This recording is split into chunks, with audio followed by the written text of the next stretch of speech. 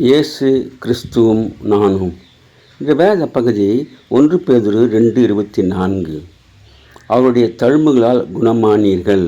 1 பேதுரு 2:24.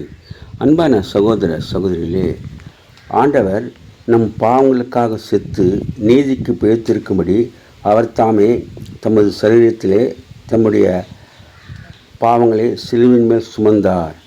அவருடைய தழும்புகளாலே குணமானீர்கள் என்று பேதுரு அப்போஸ்தலன் சொல்லுகின்றார்.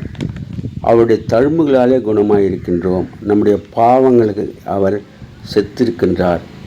அவர் பாவம் செய்யவில்லை. அவருடைய வாயிலே வஞ்சனை காணப்படவில்லை.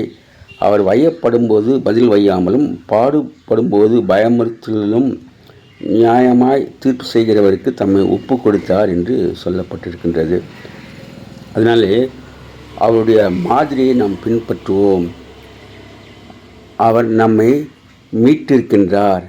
வெளியேறப்பட்ட இரத்தத்தினாலே மீட்கப்பட்டிருக்கின்றோம். குற்றமில்லாத மாசற்ற ஆட்டுக்குட்டியானவருடைய கிறிஸ்துவின் இரத்தத்தினாலே மீட்கப்பட்டிருக்கின்றோம். Have a blessed day.